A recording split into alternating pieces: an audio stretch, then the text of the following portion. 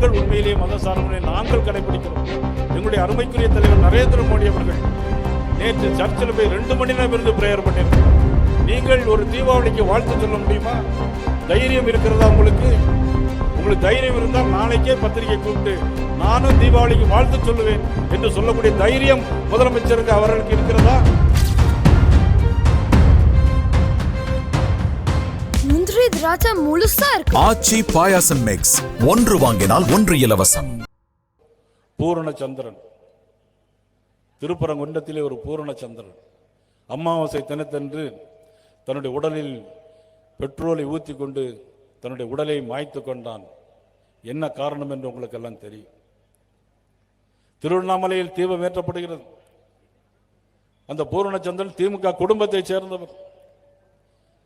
திருவண்ணாமலையில் தீபம் ஏற்றுகிறோமே, நம்ம திருப்பரங்குன்றத்தில் தீபம் ஏற்ற முடியவில்லை என்று மனம் அழுந்தி உலகிலிருந்து தன்னுடைய உடலில் பெட்ரோல் விட்டு தீவித்து கொளுத்தி விட்டார்.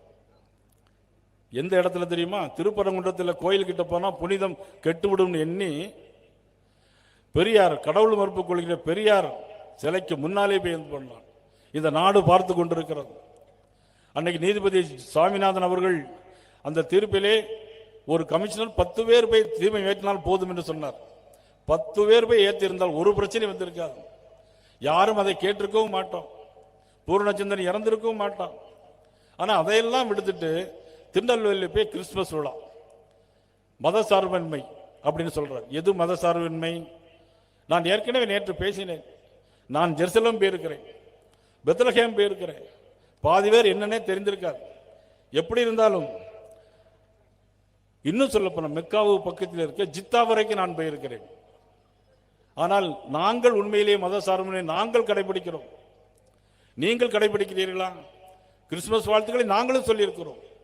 எங்களுடைய அருமைக்குரிய தலைவர் நரேந்திர மோடி அவர்கள் நேற்று சர்ச்சில் போய் 2 மணி நேரம் இருந்து பிரேயர் பண்ணியிருக்கிறார். நாங்கள் மதச்சார்பை கடைபிடிக்கிறோம். நீங்கள் ஒரு தீபாவளிக்கு வாழ்த்து சொல்ல முடியுமா? தைரியம் இருக்கிறதா உங்களுக்கு?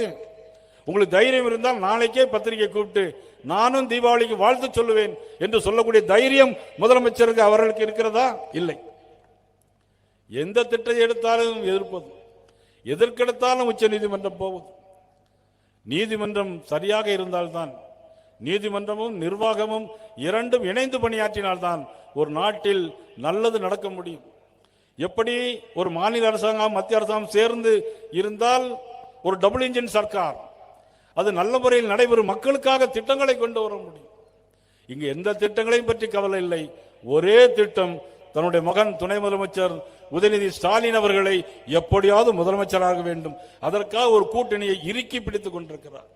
முந்திரி திராட்சை முழுசா இருக்கு. ஆச்சி பாயாசம் மிக்ஸ், 1 வாங்கினால் 1 இலவசம்.